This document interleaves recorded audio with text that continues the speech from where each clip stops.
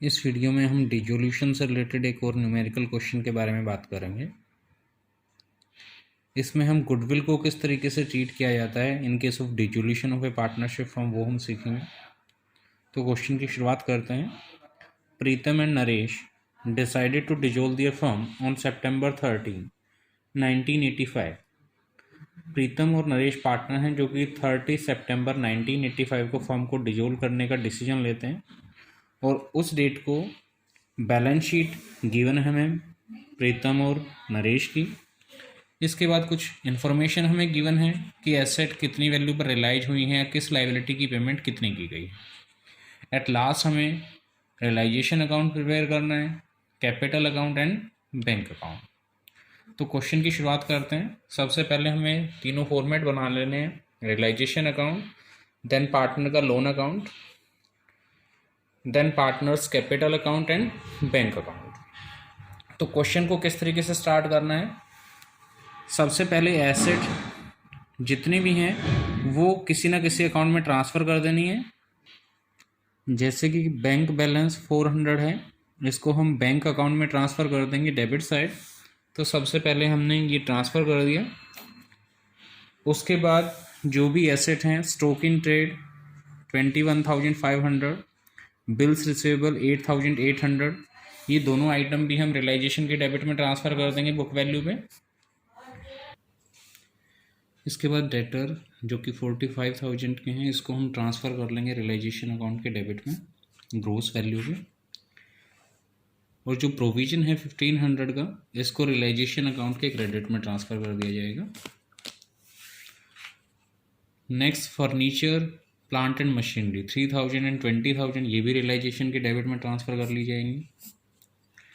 अब गुडविल को ट्रीट किस तरीके से करना है। गुडविल को डिसोल्यूशन के केस में अदर एसेट्स की तरह ही ट्रीट किया जाता है, यानी कि इसका कोई स्पेशल ट्रीटमेंट नहीं होगा। इसको भी रियलाइजेशन की डेबिट में ही ट्रांसफ़र कर लेना है। प्रीपेड इंश्योरेंस, ये भी रियलाइजेशन के डेबिट में ट्रांसफ़र कर दिया जाएगा। यानी कि जो भी एसेट हमें क्वेश्चन में गिवन थी वो सारी बुक वैल्यू पर हमने ट्रांसफ़र कर ली, और किसी एसेट पे जो प्रोविज़न था वो हमने क्रेडिट में दिखा दिया, बैंक के बैलेंस को बैंक में दिखा दिया। उसके बाद लाइबिलिटी साइड की बात करें। लाइबिलिटी साइड में कैपिटल अकाउंट का बैलेंस है प्रीतम एंड नरेश 40,000 एंड 20,000, इसको कैपिटल अकाउंट में ट्रांसफ़र कर लिया जाएगा क्रेडिट साइड। देन जो लोन अकाउंट्स क्वेश्चन में गिवन है, नरेश का loan account and Mrs Pritam.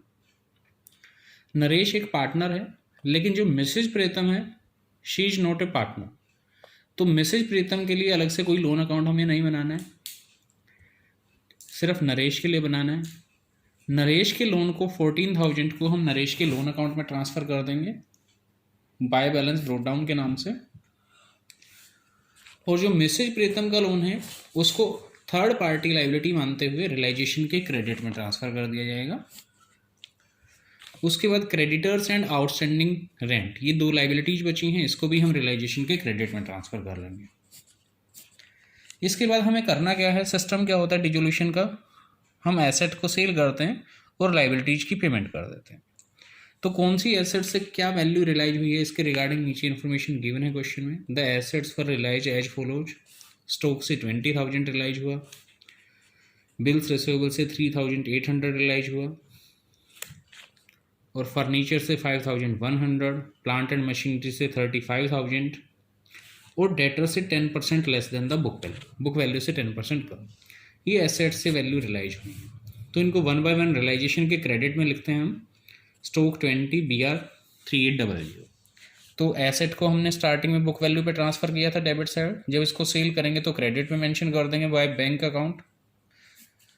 Stock 20,000, BR 3,800, furniture 5,100, plant and machinery 35,000, ये सारी वैल्यू हमें सेल वेज वैल्यू क्वेश्चन में गिवन थी। डेटर्स की बात करें, debtors 10% less than the book value पर रियलाइज हुए हैं। तो जैसे कि डेटर 45,000 की ग्रोस वैल्यू थी, इसका 10% अगर हम माइनस कर दें तो 40,500 डेटर से रियलाइज हुआ अमाउंट। तो सभी एसेट से जो टोटल अमाउंट रियलाइज हुआ है 1,04,400। अगर इसका हम सबमिशन कर लेते हैं तो ये टोटल सारी एसेट से 1,04,400 रियलाइज हुआ है। उसके बाद क्रेडिटर्स को हमने पेमेंट किया है एट ए डिस्काउंट ऑफ 5%, 5% के डिस्काउंट पे, जिससे कि क्रेडिटर की वैल्यू 36,000 थी, इसका 5% डिस्काउंट बनता है 1,800, यानी कि 36,000 में से 1,800 माइनस कर दें तो हमने जो पेमेंट की वो 34,200 की है। टू बैंक लाइबिलिटीज की पेमेंट रियलाइजेशन के डेबिट में की जाएगी, जैसा कि हम फॉर्मेट में हमने सीखा था। उसके बाद क्वेश्चन में गिवन है कि प्रीतम एग्री टू पे हिज वाइफ लोन, प्रीतम एग्री हो जाता है अपनी वाइफ का लोन पे करने के लिए। तो मिसेज प्रीतम लोन जो था वो फॉर्म के लिए लाइबिलिटी था, लाइबिलिटी की पेमेंट डेबिट में करनी थी, लेकिन पेमेंट पार्टनर ने की, दैट्स वाई हम पार्टनर का नाम लिखेंगे, to Pritam's capital account and Mrs Pritam loan. जहाँ भी हम बैंक लिख रहे हैं वो एंट्री बैंक को इफेक्ट करेगी, जहाँ हम पार्टनर का नेम लिख रहे हैं वो एंट्री पार्टनर को इफेक्ट करेगी। मीन्स ये एंट्री प्रीतम के कैपिटल अकाउंट के क्रेडिट साइड में जाएगी, क्योंकि यहाँ रियलाइजेशन की ये डेबिट में आएगी।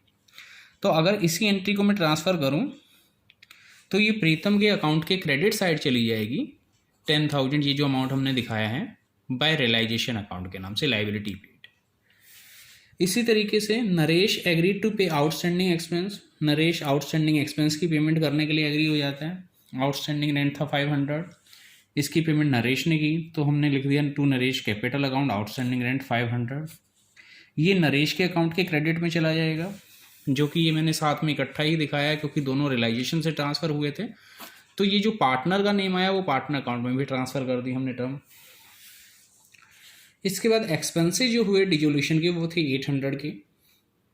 डिजोल्यूशन एक्सपेंस को हम रियलाइजेशन के डेबिट में दिखाते हैं, और डिजोल्यूशन एक्सपेंस भी पार्टनर कर सकता है, लेकिन क्वेश्चन में यहाँ पर गिवन है कि एक्सपेंस हुए 800 के।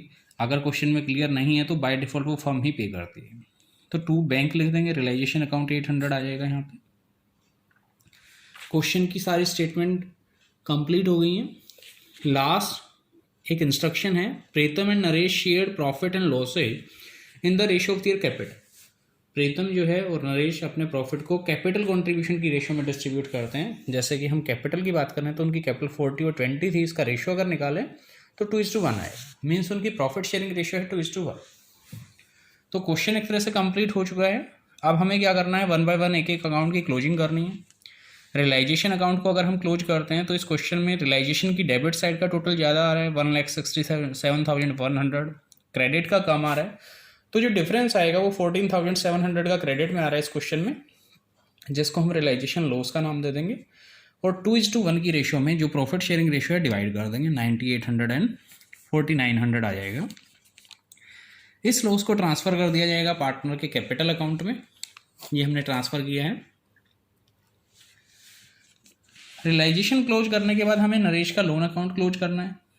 नरेश का लोन अकाउंट क्लोज करेंगे तो जो बैलेंस आएगा उसको बैंक अकाउंट के थ्रू हम पे कर देंगे, क्योंकि at the time of dissolution हम बैलेंस शो नहीं करते हैं, डायरेक्ट हम पेमेंट कर देते हैं।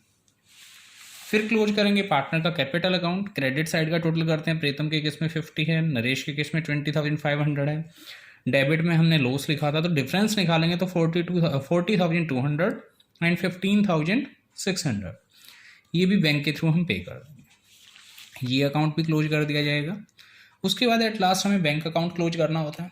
बैंक अकाउंट क्लोज करने के लिए बैंक से रिलेटेड जितनी भी एंट्रियाँ जो है रियलाइजेशन में आई थी, नरेश लोन अकाउंट में आई थी, या पार्टनर कैपिटल में जहाँ जहाँ बैंक का नाम आया, वो सारी एंट्री बैंक में पोस्ट होंगी। तो रियलाइजेशन से शुरुआत करते हैं। रियलाइजेशन के डेबिट में बैंक का नाम एक तो ये आया था 34,200 से क्रेडिटर की पेमेंट के लिए, और एक आया था रियलाइजेशन एक्सपेंस 800 की पेमेंट के लिए। तो ये दोनों एंट्री बैंक अकाउंट के क्रेडिट में चली जाएगी, क्योंकि यहाँ रियलाइजेशन के डेबिट में है, तो बैंक के क्रेडिट में हमने ये ट्रांसफ़र कर दी बाय रियलाइजेशन अकाउंट से आई थी, ये लाइबिलिटी की पेमेंट की थी, और ये रियलाइजेशन एक्सपेंस की थी। रियलाइजेशन के क्रेडिट साइड की बात करूँ तो बैंक का नाम एक ही बार आया था, जिसमें टोटल एसेट से हमें रियलाइज हुआ था 1,04,400। रियलाइजेशन क्रेडिट हुआ तो बैंक डेबिट हुआ होगा, तो बैंक के डेबिट में आ जाएगी 1,04,400।